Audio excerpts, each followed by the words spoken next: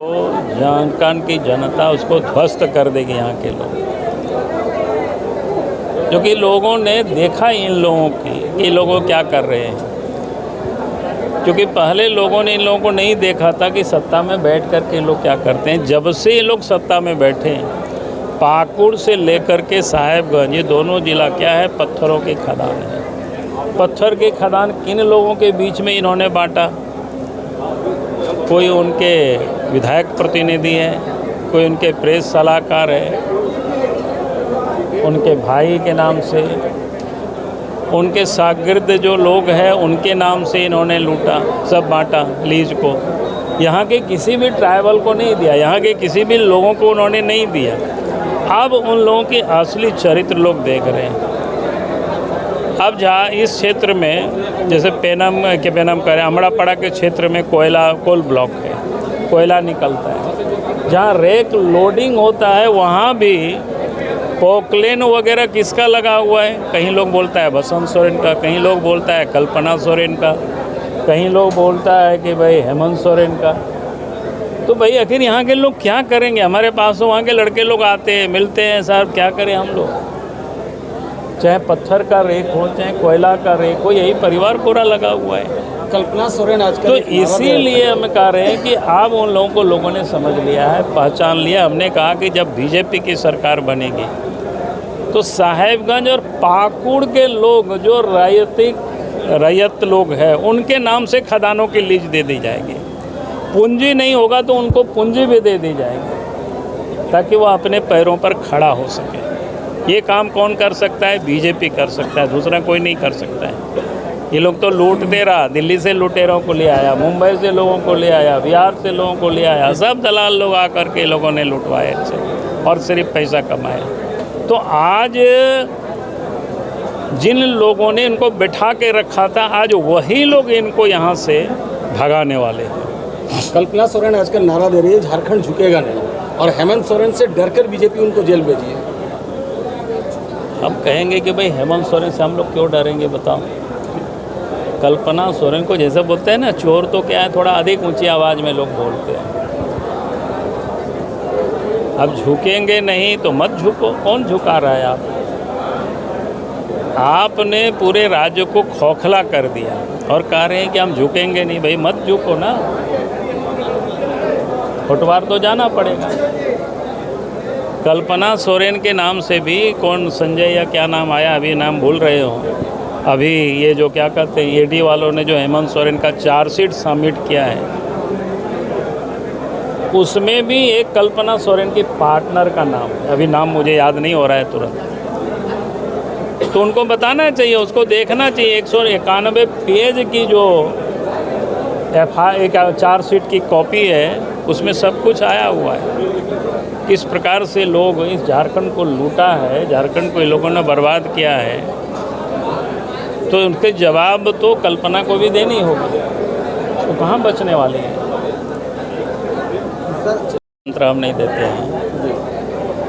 Party का ये चूँकि राजमहल लोकसभा सीट हम सब लोग लड़ रहे हैं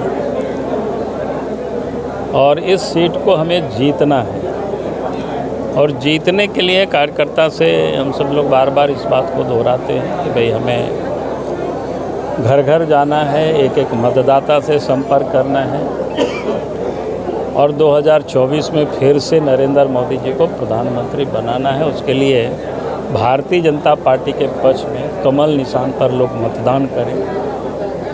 यही हम सब लोग कार्यकर्ता को बार बार दोहराते हैं। इस बार फिर एक बार जेएमएम की ओर से विजय हंसदा को सामने लाया गया है। अरे उनकी पार्टी का मामला है, उससे हमको क्या करना है? किसी को भी चुनौती है नहीं, हमारे लिए क्या चुनौती है? चुनाव होता है, पार्टी अपना अपना दल अपने अपने प्रत्याशी को चुनाव के मैदान में उतारते हैं। लोबिन हेम्ब्रेन भी चुनाव लड़ने की घोषणा की। अब कोई भी लड़ सकता है। इससे भाजपा को क्या लाभ होगा? देखिए, पहली बात तो मैं लाभ और नुकसान, कोई भी लोकतंत्र में, डेमोक्रेसी में हर किसी को अधिकार है चुनाव लड़ने की। तो लोबिन भी लड़ रहा है, तो हमें उससे क्या कहना है? आप देखेंगे 12-14 लोग लड़ जाएगा, कोई ऐसा तो नहीं होगा एकदम सिर्फ ताला मारंडी ही रह जाएंगे या विजय हंसदा ही रह जाएंगे, ऐसा तो नहीं होगा। तो लोग आते हैं, हम लोग भी चुनाव लड़ते हैं तो कई लोग चुनाव के मैदान में लड़ते हैं, आजमाइश करते हैं भाग्य को, करें उससे क्या है। लोकतंत्र में निश्चित रूप से आदमी को लड़ना ही चाहिए, चुनाव के मैदान में उतरना चाहिए, क्योंकि अगर जनता में से एक नेता अगर उभर करके आते हैं जन सेवा के लिए तो देश का ही न भला होगा, क्षेत्र का ही भला होगा, इसमें क्या दिक्कत है। हमें उन सब का स्वागत करना चाहिए। बाकी तो जनता तय, बी टीम कहा जा रहा है। नहीं बीजेपी का क्या, कोई जेएमएम के एमएलए है, बीजेपी के तो कोई एमएलए है नहीं, तो हमारे टीम कैसे होंगे। अब उनके घर में लोग नाराज़ है, दुखी है उनसे, और लोग तो आज से नहीं, मैंने देखा हो कि जब से विधानसभा में तब से वो सरकार के विरोध में बोलते हैं, हेमंत के विरोध में बोलते हैं, सदन में भी मैंने देखा है। तो कहने का अर्थ है कि जब लोग दुखी होंगे, जब सरकार कोई काम नहीं करती है, पूरा साहेबगंज को है जहाँ 10,000 करोड़ की यानी 1,000 करोड़ की पत्थर के यहाँ लूट हुई है, जो ईडी ने यहाँ लिखित में ये दिया है 400, और इस क्षेत्र से वो विधायक है, तो स्वाभाविक है कि वो दुखी होंगे। और वो जब बोलते हैं और मुख्यमंत्री उनकी बात को अगर नहीं सुनते हैं तो स्वाभाविक है कि लोग लड़ेंगे। अब सीता सोरेन नहीं जो रहे, सीता सोरेन देखिए बीजेपी चली आई, बीजेपी ने उनको मान सम्मान सब कुछ दिया और दुमका से चुनाव भी लड़ा रहे हैं। आप तो देख रहे हैं ना, सब कार्यकर्ता आया था, हम एक एक मंडल के, मैंने पूछा एक एक मंडल के अध्यक्ष यहाँ उपस्थित थे, एक मंडल के महामंत्री सब उपस्थित थे। अब होता क्या है, जब शादी में बारात लगता है उस समय लोग नाचता है, रोज़ थोड़े नाचता है। तो बारात में अभी देरी है। हाँ, तो जब होगा नॉमिनेशन होगा उस दिन आप देखेंगे, फिर जिस दिन वोटिंग और काउंटिंग होगा उस दिन आप देखेंगे। तो ये मोशन जो होता है ना, तो समय समय पर होता है। घर में वही बेटा होता है, लेकिन आप देखे होंगे जिस समय शादी होता है उस दिन देखने के लिए ऊँचा फूचा कैसे लोग देखते हैं, उससे फ़ोटो खिंचवाने के लिए बाल बच्चे, महिलाएँ, पुरुष सब लोग कैसे उमड़ पड़ते हैं, जबकि रोज़ साथे रहते हैं, लेकिन रोज़ कहाँ फ़ोटो लेते हैं। तो इसलिए ये चिंता मत करो, हर हमेशा लोग नाचता नहीं है, नाचने का जब समय आएगा तो आपको कार्यकर्ता नाचते हुए भी आपको दिखाई पड़ेगा। ठीक है, चलो। एक सूत्री कार्यक्रम, राजमहल लोकसभा क्षेत्र जीतना है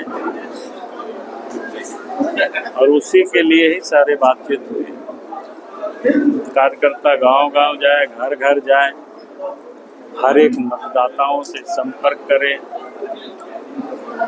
और भारतीय जनता पार्टी के पक्ष में मतदान के लिए लोगों को प्रेरित करें,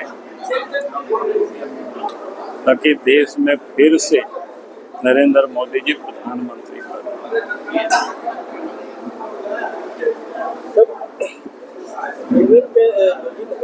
राजमहल से जो है निर्दलीय चुनाव लड़ने की घोषणा की है।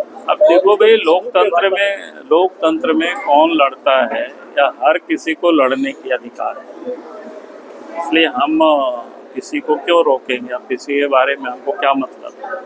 हम तो यहाँ आए हैं अपने कार्यकर्ता को, कि वो घर घर जाए, गांव-गांव जाए, मतदाता से मिले और लोगों से भारतीय जनता पार्टी के पक्ष में मतदान के लिए प्रेरित करे, ताकि 2024 में फिर से नरेंद्र मोदी जी देश के प्रधानमंत्री।